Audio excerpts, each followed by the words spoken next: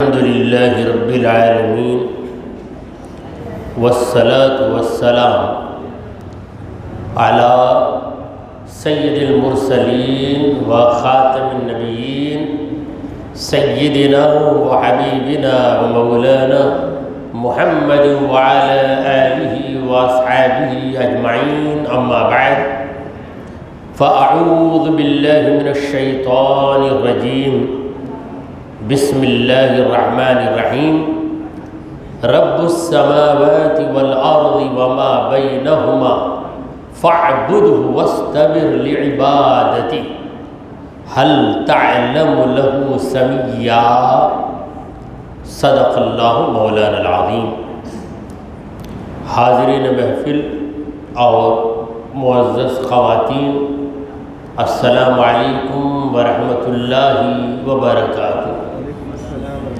اللہ رب العزت جل مجدہ کا ہم پر بے پناہ کرم ہے کہ اس نے ہمیں آقائے نامدار احمد مختار مدنی تاجدار دونوں جہاں کے سردار حضرت محمد مصطفیٰ رسول خدا صلی اللہ تعالی علیہ وآلہ وسلم کی بابرکت امت میں پیدا فرمائے. سامعین کرام، جس آیت مبارکہ کی تلاوت کا میں نے شرف حاصل کیا ہے وہ سورہ مریم کی 60 پر 5 نمبر کی آیت ہے. پروردگار فرما رہا ہے، رب السماوات والارض، آسمانوں اور زمین کا رب.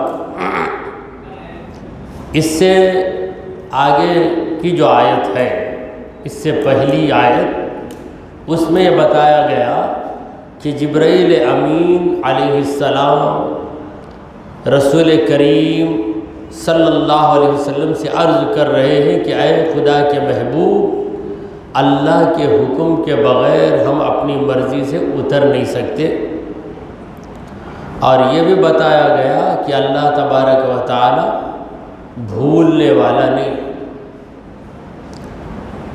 اللہ بھول نہیں سکتا.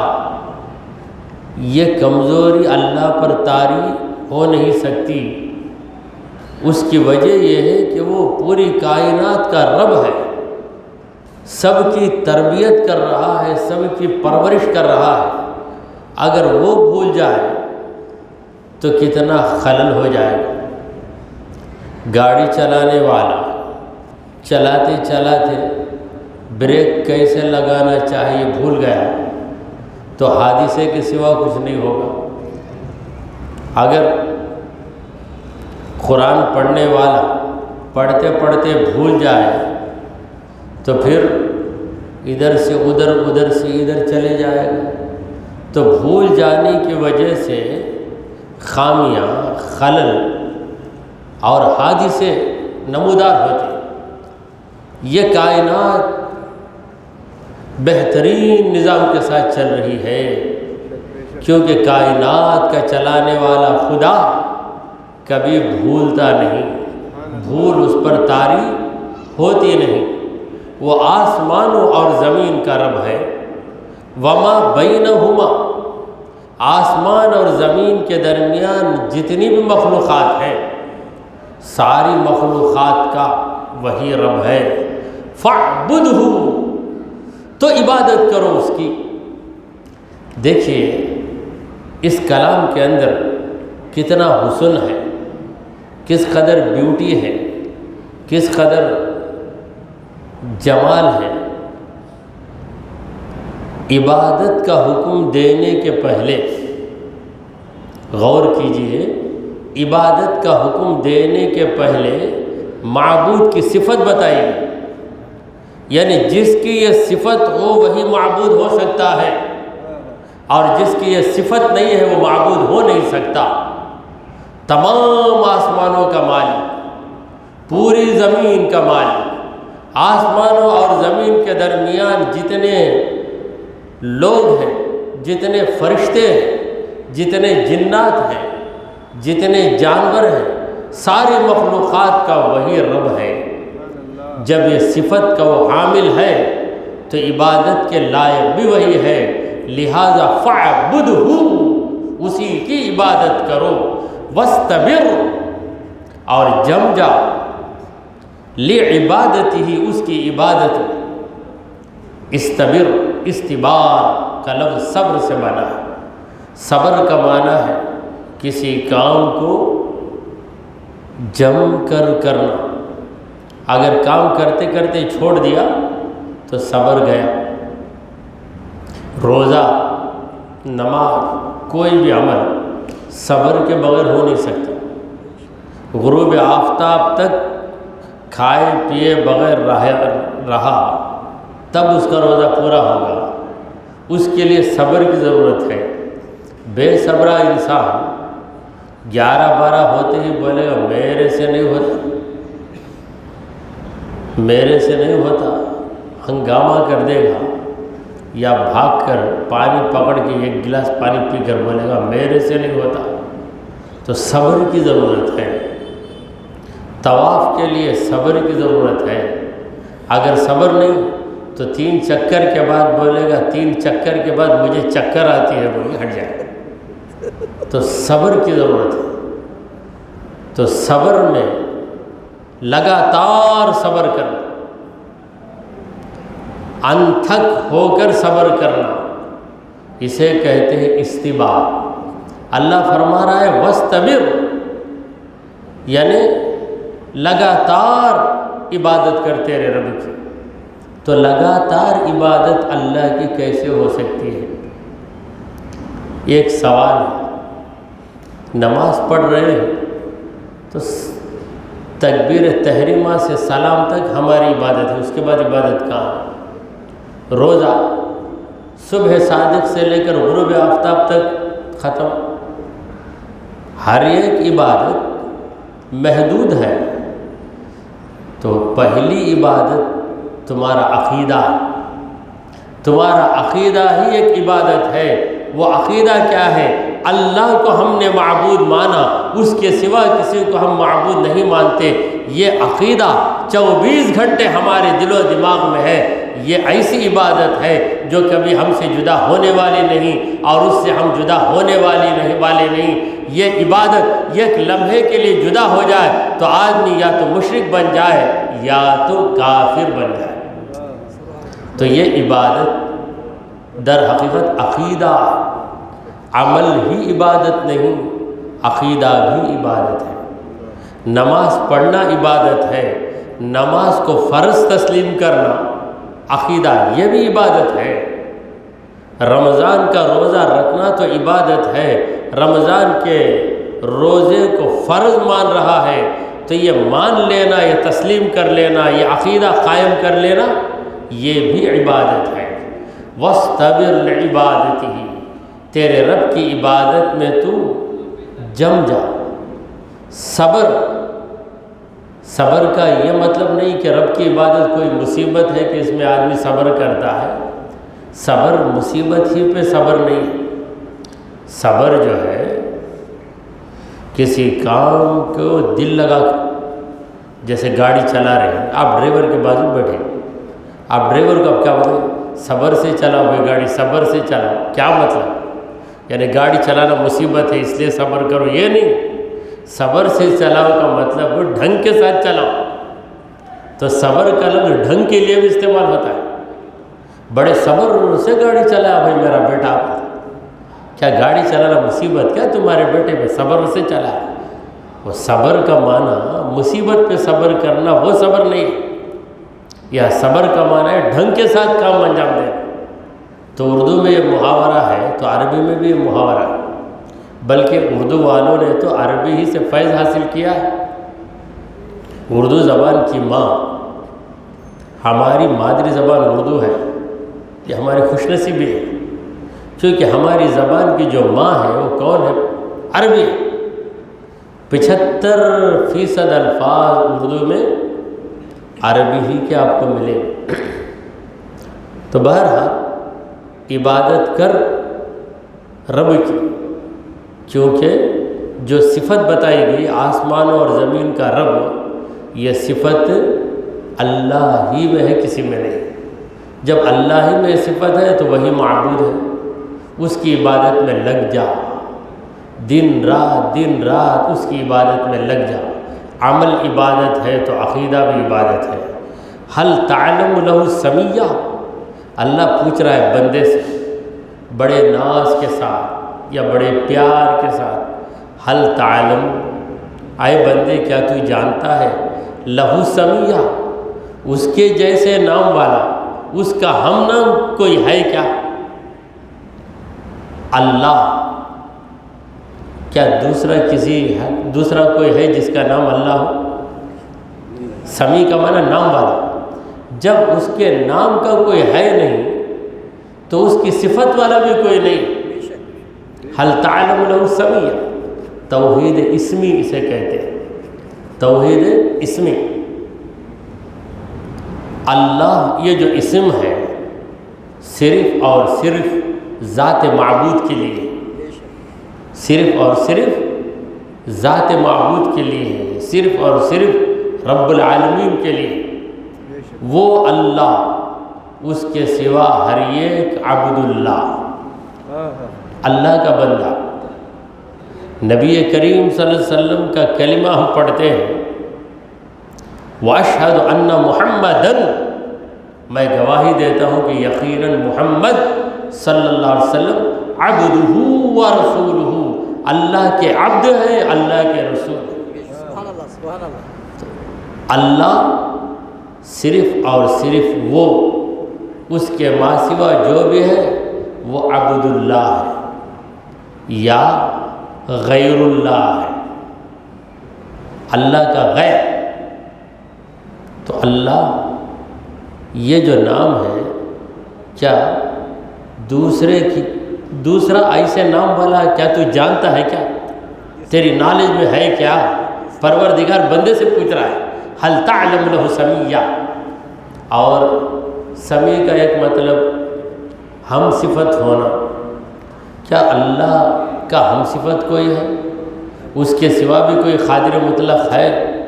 اس کے سوا بھی کوئی ہے جو تمام کلیات و جزیات کو جاننے والا؟ اس کے سوا بھی کوئی ہے جس کا ارادہ کبھی ٹلنے والا نہیں ہے، جس کا فیصلہ کبھی بدلایا نہیں جا سکتا؟ ہے کوئی اس کے سوا جو اپنی حیات ذاتیہ کے ساتھ زندہ ہے؟ دوسرا زندہ ہے تو اس کی دی گئی حیات سے زندہ ہے۔ خدا زندہ ہے تو قائم بخود ہے۔ کیا اللہ کے سوا کوئی قائم بخود ہے؟ قائم بخود، خود قائم رہنا، اور ہم قائم بغیر ہیں۔ دوسرے نے ہم کو قائم کیا، وہ دوسرا کون ہے؟ وہ ہمارا خدا ہے۔ ہمارے خدا نے ہم کو قائم رکھا ہے اور خدا خود سے قائم ہے۔ اسے تصوف اور عقائد کی زبان میں کیا کہتے ہیں؟ قائم بخود۔ تو اس کا ہم نام کوئی نہیں ہے، اس کا ہم صفت کوئی نہیں ہے، اس کے جیسا کوئی نہیں ہے۔ لیسا کمثلہ شیء، اس کے مثل، اس کے جیسا کوئی چیز ہے ہی نہیں۔ یہاں پر سورہ مریم کے 4 رکوع ختم ہو گئے الحمدللہ، 5واں رکوع شروع ہو رہا ہے۔ وَيَقُولُ الْإِنسان، انسان کہتا ہے، انسان اچھا انسان نہیں، برا انسان۔ وَيَقُولُ الْإِنسان، انسان کہتا ہے، یعنی کوئی دوسری مخلوق یہ بات نہیں بولتی، حیوان نہیں بولتا، فرشتہ بھی یہ بات نہیں بولتا، انسان بولتا ہے۔ کیا بولتا ہے انسان؟ اِذَا مَا مِتُّ، کیا جب میں مر جاؤں، لَسَوْفَ أُخْرَجُ حَيًّا، کیا اس کے بعد مجھے زندہ نکالا جائے گا؟ میں مر جاؤں تو مرنے کے بعد پھر دوبارہ زندہ ہونا، یہ ہونے والی بات کیا؟ انسان کو خدا کی قدرت میں شبہ آ گیا۔ کسی جانور نے ایسا سوال نہیں کیا، انسان نے، یعنی بے ایمان جو کافر ہے، جو رب کی قدرت پر ایمان نہیں رکھتا، جب اللہ کے نبی محمد عربی صلی اللہ علیہ وسلم نے آخرت کا عقیدہ پیش کیا کہ دیکھو مرنے کے بعد تمہیں دوبارہ زندہ کیا جائے گا، تو کافروں نے یہ اعتراضات قائم کیے، عقیدہ آخرت پر یہ اعتراض کو قائم کیا اور کہا کہ دیکھو لاجیکلی یہ چیز فنا ہو گئی، مٹ گئی، ادھر ادھر بکھر گئی، تو دوبارہ اسے جوڑنا، پیدا کرنا یہ کیسے ممکن ہے؟ یعنی ان کافروں نے خدا کی قدرت کو اپنی طاقت کی مثل سمجھا۔ دیکھیے ایک چیز، ایک روٹی ہی مان لیجیے، روٹی کے ٹکڑے ٹکڑے کر دیے گئے، ایک ٹکڑا کوا کھا گیا، دوسرا ٹکڑا کوئی دوسرا پرندہ کھایا، ایک ٹکڑا پانی میں پھینک دیا گیا، ایک ٹکڑا ہوا میں اڑا دیا گیا، تو کئی ٹکڑے انہیں بکنی بنا کر، انہیں پاؤڈر بنا کر ادھر ادھر بکھیر دیا گیا۔ پھر اس کے بعد اگر کسی سے کہا جائے کہ وہ روٹی جس کے کئی ٹکڑے بنا کر اس کا صفوف بنا، صفوف آپ جانتے ہیں پاؤڈر، پہلے زمانے میں حکیموں کی یہ زبان تھی، حکمت کی کتابوں میں ہے کہ فلاں چیز کا صفوف بناؤ۔ اب ہم صفوف نہیں سمجھتے، پاؤڈر ہم سمجھتے ہیں، لیکن ہم سمجھتے ہیں جو زبان ہمارے ذہنوں سے دور گئی ہے، پھر اس زبان کو ہم لے آئے تفسیر کی برکت سے، تو جس کے ٹکڑے ٹکڑے ہو گئے، جس کا آٹا بنا کر ادھر ادھر بکھیر دیا گیا، پھر بڑے سے بڑے سائنسدان کو کہا جائے کہ اسے ملا کر ویسی ہی روٹی بناؤ، تو ہو سکتا کیا؟ نہیں ہو سکتا۔ کیسا ہو سکتا؟ یہ سوال کافروں کا، یعنی خدا کو ان ظالموں نے پہچانا ہی نہیں، خدا کے حکم سے خدا والے یہ کام کر دیتے۔ ایک واقعہ مجھے یاد آیا، ناگور شریف میں جو بزرگ ہیں سید حمید الدین ناگوری رحمۃ اللہ علیہ، تو یہ گوالیار سے آئے تھے۔ جب گوالیار سے اللہ کے حکم سے تمل ناڈو پہنچے تو تینکاسی میں آئے۔ تینکاسی ایک بستی ہے، پورے تمل بولنے والے تینکاسی میں، ناگور میں، لیکن ان کی زبان فارسی، مگر اللہ والے زبان سے نہیں بولتے، چہروں سے بولتے۔ ان کے چہرے دیکھ کر لوگ کلمہ پڑھ لیتے، مومن ہو جاتے۔ تو تینکاسی میں آئے اپنے چند مریدوں کے ساتھ، تو یہ گائے پھر رہی آوارہ، کس کی گائے ہے پتہ نہیں، اس کا مالک کون ہے پتہ نہیں۔ جب اس کا مالک ہی نہیں ہے تو بھوک لگی، کہا کہ انتظام کریں، تو اس گائے کو ذبح کیا۔ ذبح کرنے کے بعد اس کا گوشت، اس زمانے میں کئی ترکیبیں تھیں گوشت کو باقی رکھنے کی، تو ان ترکیب کے ذریعے گوشت کو رکھا گیا۔ اب جو اس کا اصلی مالک تھا وہ آ گیا، وہ اس شہر کا، تینکاسی کا بہت بڑا امیر تھا، رئیس آدمی تھا، آ گیا، آ کر بولا کہ میری گائے تم نے کیسے ذبح کی؟ میں نے کہا تم نے حفاظت نہیں کی، باندھ کر رکھ دیتے تو کوئی نہیں آتا، وہ گھوم رہی ہے، انکلیمڈ پراپرٹی، کس کی ہے پتہ نہیں مجھے چاہیے۔ تو حضرت نے کہا ٹھیک ہے، جو بھی قیمت ہے ہم اس کی ادا کر دیں گے۔ نہیں، میں قیمت کے لیے تیار نہیں۔ اچھا قیمت نہیں تو ویسی ہی گائے ہم خرید کر دیتے ہیں۔ نہیں، وہ بھی نہیں، کیا ہو، جو گائے تم ذبح کرے وہی گائے مجھے ہونا پڑا۔ یعنی اس کا مقصد یہ ہے لڑنا جھگڑنا۔ حضرت کو بھی جلا لا گیا، وہی گائے ہونا کیا؟ بولے اس کی ہڈیاں کہاں پڑی ہے، لے کر آؤ، جا کر ہڈیاں آنا، جو ہے اس کا گوشت سب ملا کے رکھو۔ سب جوڑنے کے بعد بولے زندہ ہو جا، اللہ کے حکم سے زندہ ہو۔ وہ گائے کی چند علامتیں تھیں اس کے پاس، وہ نشان لگا کے رکھا تھا، وہ نشان بھی جو کہ تو ہے دیکھ کر عقل حیران ہو گئی۔ وہی گائے آ گئی نا، تم ذبح کرے پھر کیسا آئی؟ کیسا آئی؟ جب خدا کی دی گئی قدرت سے بندہ کر سکتا ہے تو خدا کیوں نہیں کر سکتا؟ وہ شہر کے سارے لوگ مسلمان ہیں، آج وہاں پر اکثریت مسلمانوں کی تنکاسی۔ الحمد میں وہاں پہ گیا، ایک شاگرد کی شادی تھی، اس سلسلے میں جانا پڑا، تو وہاں پر یہ واقعہ ہے، واقعہ کتابوں میں لکھا ہوا ہے۔ تو عیسیٰ علیہ السلام مردوں کو زندہ کرتے تھے، اور ابراہیم علیہ السلام کا واقعہ بھی ہے۔ بہرحال کافر عقیدہ آخرت پر یہ اعتراض کرتا ہے تو یہی کہتا ہے کہ جب میں مر جاؤں میرے جسم کو جلا دیا گیا یا پانی میں اسے پھینک دیا گیا یا پرندوں نے چیلوں نے آ کر اسے نوچ نوچ کر کھا لیا یا مٹی میں گھل مل کر مٹی کی طرح ہو گیا، تو پھر کیسے میں دوبارہ زندہ کیا جاؤں گا؟ یہ اعتراض اللہ دوسری آیت میں اس کا جواب دے رہا ہے۔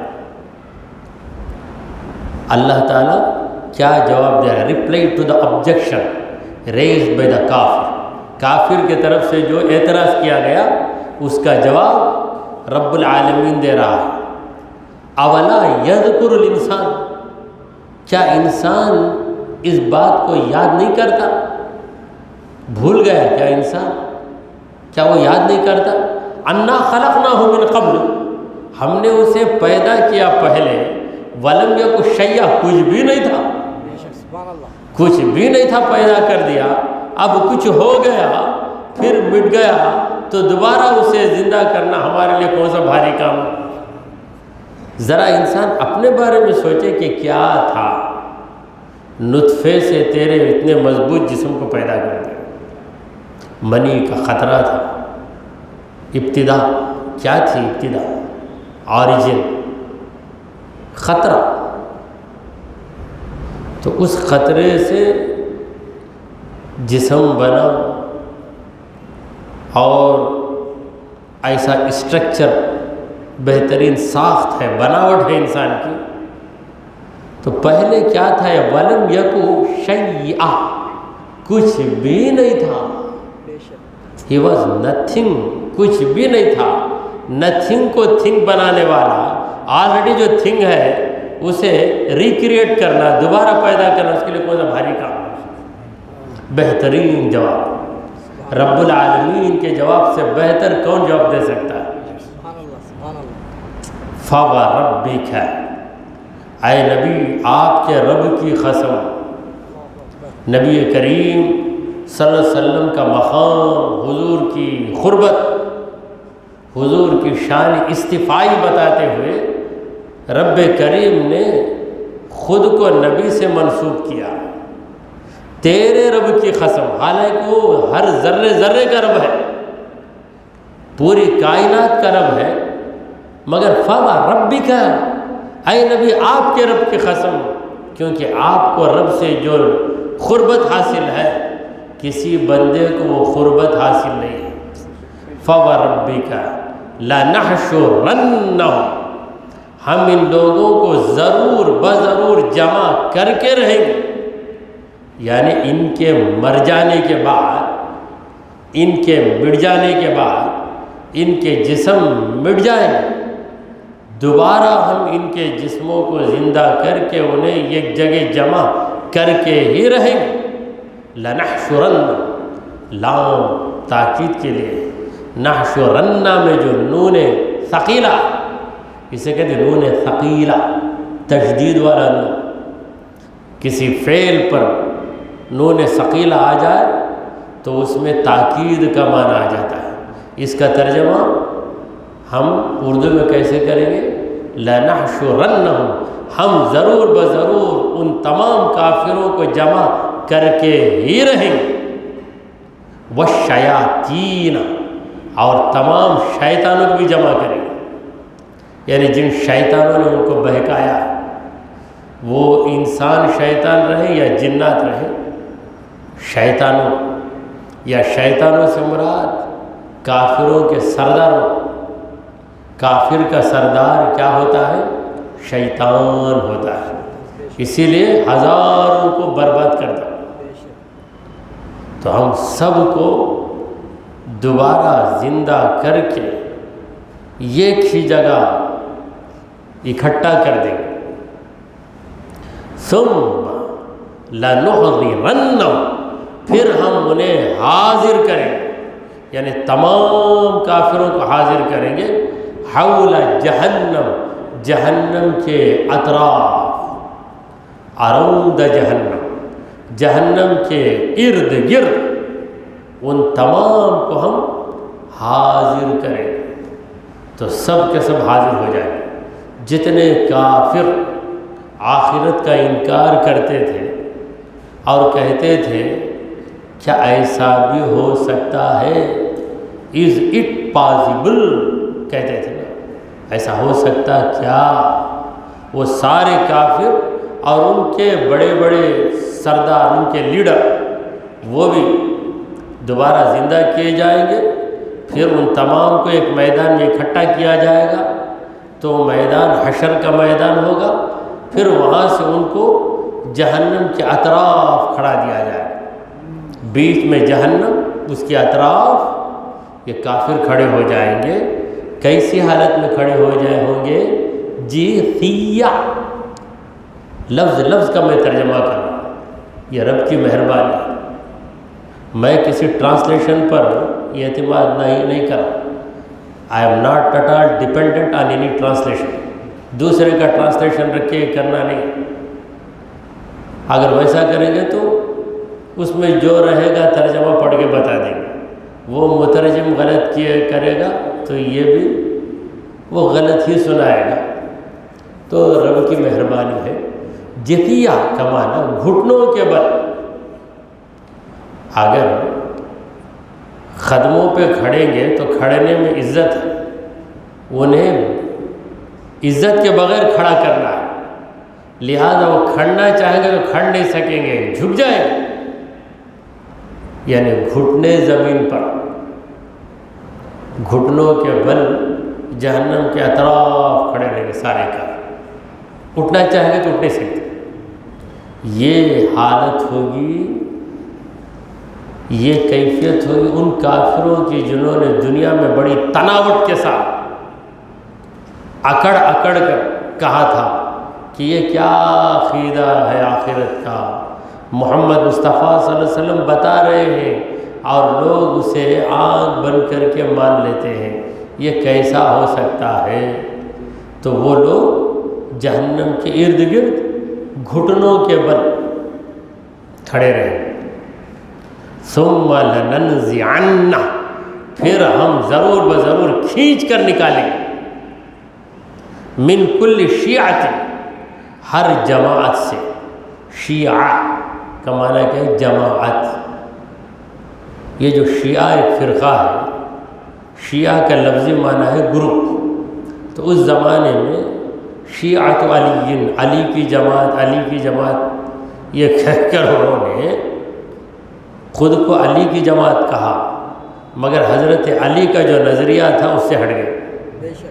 حضرت علی کا نظریہ کیا ہے؟ وہ ابو بکر صدیق کا بھی احترام کرتے تھے، عمر فاروق کا بھی احترام کرتے تھے، عثمان غنی کا بھی احترام کرتے تھے، ان کے نظریے سے ہٹ گئے، مگر اپنی جماعت کا نام کیا رکھا؟ علی کی جماعت، شیعۃ علی۔ تو شیعۃ علی سے علی کو ہٹا کر شیعہ ہو گیا۔ اب شیعہ در حقیقت پلورل ہے، اس میں جمع ہے، مگر یہ کہا آدمی کے لیے ہم بولے وہ آدمی شیعہ بھائی، یہ کو بھی شیعہ بولتے ہیں، کیونکہ ہم سنگولر پلورل میں فرق کرنے کے بھی قابل نہیں رہے۔ اب وہ سنگولر کا اگر شیعہ کا سنگولر اگر ہم بولیں گے تو ہماری بات کو کوئی سمجھے گا ہی نہیں، اس لیے سبھی لوگ، کیونکہ جب زبان ہی ویسے ہو گئی ہے تو ہم کو بھی سمجھوتا کر لینا چاہیے۔ تو شیعہ، 2 شیعہ آدمی آئے ہیں بولتے، جبکہ شیعہ خود ایک پلورل، ایک جمع ہے۔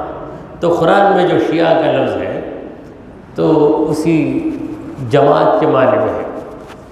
من کل شیعۃ، ہر جماعت سے ہم کھینچ کر نکالیں گے، ایہم اشد علی الرحمن عتیہ، رحمان کے خلاف بغاوت کرنے والا جو زیادہ رہا، یعنی جو سخت ترین طریقے سے، جو سیویئر طور پر، سخت ترین طور پر رحمان کی مخالفت کیا، اللہ تعالیٰ کی قدرت کا انکار کیا، جو عقیدہ آخرت کے انکار میں آگے آگے رہا، یعنی ان کافروں کا جو لیڈر رہا اسے ہم اس کی جماعت میں سے کھینچ کر نکالیں گے۔ ساری جماعت ایک طرف، تو نے سب کو بہکایا، تو ایک طرف کھڑا۔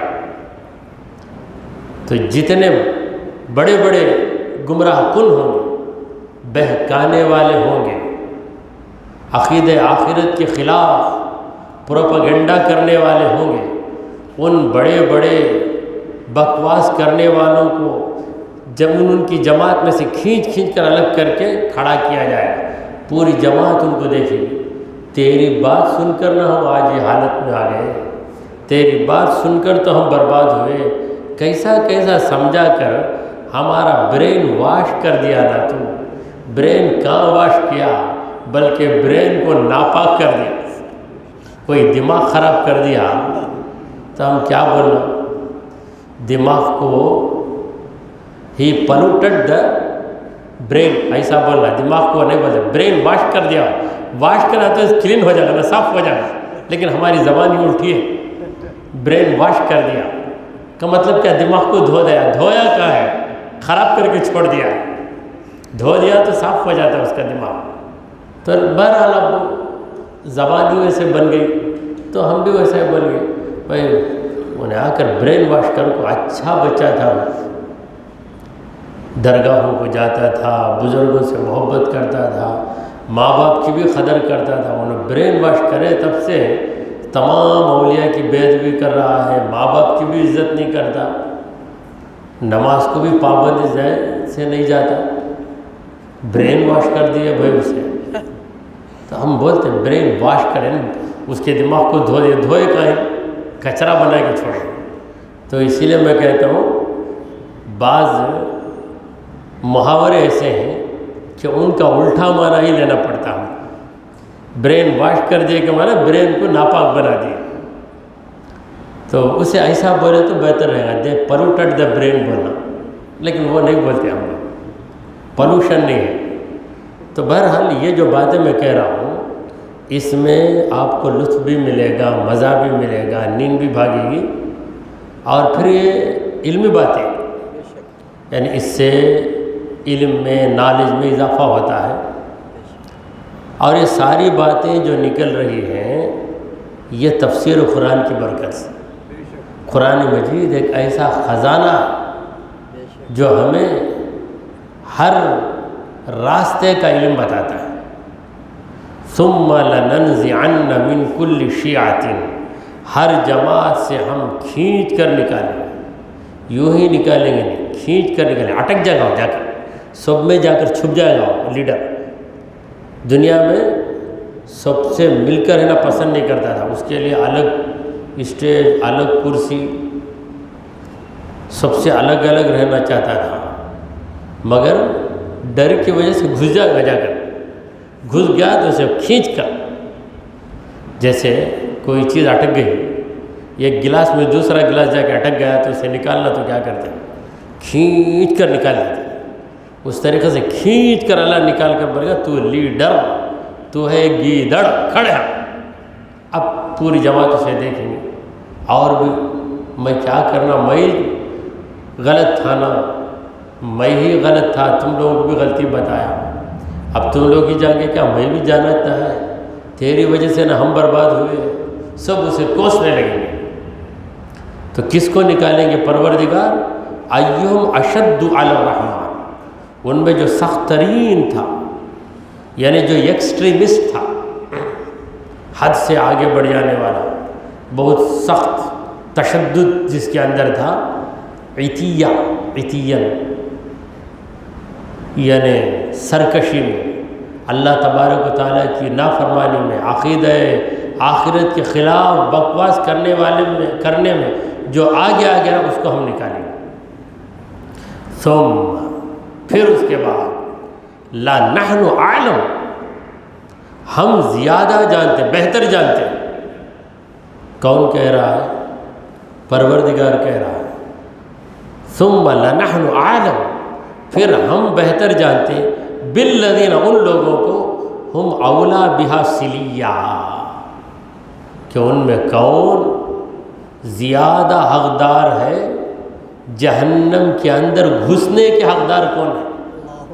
صلین کا معنی کیا ہے؟ گھسنا۔ صلیہ یصلا فعل ہے اس کا، صلیہ یصلا، صلین مصدر۔ جہنم کے اندر جانے کے قابل کون ہے؟ ہر چیز کی ایک قابلیت ہے۔ جنت میں جانے کے لیے قابلیت کیا ہے؟ ایمان۔ جہنم میں جانے کی قابلیت کیا ہے؟ کفر۔ کون جہنم میں جانے کے قابل ہے؟ ہم اچھا جانتے ہیں، عالم بہت اچھا جانتے ہیں، اس لیے ہم جو جہنم میں جانے کے لائق ہے اسے کھینچ کر ہم جہنم کے اندر گھسے گا جہنم، کہا جائے گا کہ تو حقدار ہے، you are the deserving personality for the hell fire, جہنم کی آگ کے لیے تو قابل انسان۔ اس واسطے یہ جگہ تیری ہے، اس جگہ سے تجھے ہم محروم کیوں کریں گے؟ تیرا حق ہے، تیرا حق تجھے دیا جا رہا ہے، چلے جا جہنم۔ وَإِن مِّنكُمْ إِلَّا وَارِدُهَا، تم میں جو بھی ہے ضرور جہنم پر سے گزرے گا، مومن بھی گزرے گا، کافر بھی گزرے گا۔ کافر کے لیے تو جہنم کی آگ اس کو پگھلا کے رکھ دے گی، لیکن مومن پر جہنم کی آگ اس طرح ٹھنڈی ہو جائے گی جس طرح ابراہیم خلیل اللہ پر نمرود کی آگ ٹھنڈی ہو، بلکہ جہنم کے اندر سے آواز آئے، جہنم میں سے آواز آئے گی، حدیث میں ہے۔ وہ کیا آواز ہوگی؟ جہنم چیخ کر کہے گا کہ جز یا مومن، جز یا مومن، اے مومن گزر جا، گزر جا، یعنی جلدی جا، ہری اپ، ہری اپ، ہری اپ، ڈونٹ اسٹینڈ آن می، میرے جو پل صراط ہے اس پہ کھڑنا نہیں، جلدی جا۔ فَإِنَّ نُورَ ایمانی کا یطفئ ناری، تیرے ایمان کا نور میری آنکھ کو بجھا کے رکھ دے، چلے جا، چلے جا۔ اور کافر کو تو بولنے کی ضرورت ہی نہیں، جہنم کافر کے شوق میں رہے گی، کیونکہ اس کا لقمہ لینے کے لیے بھوکا تیار رہتا ہے۔ آپ کے سامنے کوئی، آپ بھوکے ہیں تو ایسے موقع پر بہترین پفس آپ کے سامنے رکھا گیا تو کیا کریں گے؟ فوراً اٹھا کے کھا لیں۔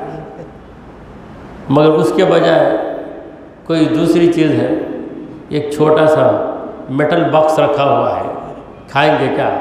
نہیں، یہ میرا لقمہ نہیں ہے، میں نہیں لیتا۔ تو جہنم کہے گا کہ مومن میرا لقمہ نہیں ہے، کافر میرا لقمہ ہے، گزرتا ہے تو فوراً اسے جلا کے رکھے گی جہنم کی آگ، مگر مومن سے کہے گی جز یا مومن۔ جز کا معنی کیا ہے؟ گزر جا، جاز یجوزو فعل ہے، اس سے امر ہے جز، گزر جائے مومن، جلدی پاس ہو جا۔ کیوں؟ اگر تو بہت دیر تک کھڑے گا تو تیرے ایمان کے نور میں جو قوت ہے میری آگ میں وہ قوت نہیں ہے. تیرے ایمان کا نور میری آگ کو ٹھنڈی بنا کر رکھ دے گا. فَإِنَّهُ نُورَ إِيمَانِكَ يُطْفِئُ نَارِي. پھر کیا ہوگا؟ وَإِن مِّنكُمْ إِلَّا وَارِدُهَا. تم میں سے جو بھی ہے وہ وہاں پر آنے ہی والا ہے، وارد ہونے والا ہے. وارد کا معنی کیا ہے؟ آنے والا، گزرنے والا. وارد ہم بولتے ہیں اس پر جن وارد ہو گیا ہے. یہ وارد کا لفظ عربی کا لفظ ہے. ورد یریدو کا معنی ہے آ جانا، اس کا اس میں فاعل ہے وارد. وارد کا معنی کیا ہے؟ انگریزی میں کہیں گے کمر. کمر اردو کی کمر نہیں ہے، کم سے کمر، آنے والا، وارد.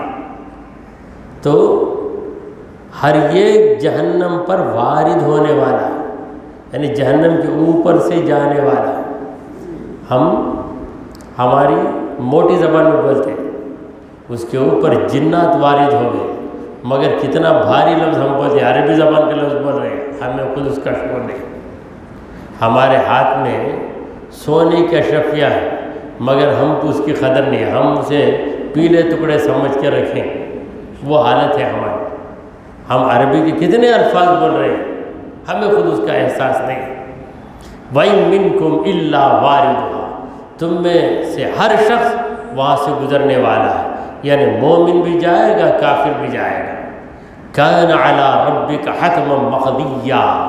تمہارے رب کے اوپر یہ لازمی بات ہے جو ہو کر ہی رہنے والی، یعنی تمہارے رب نے یہ فیصلہ کر دیا سو کر دیا، ایسا ہونے ہی والا ہے.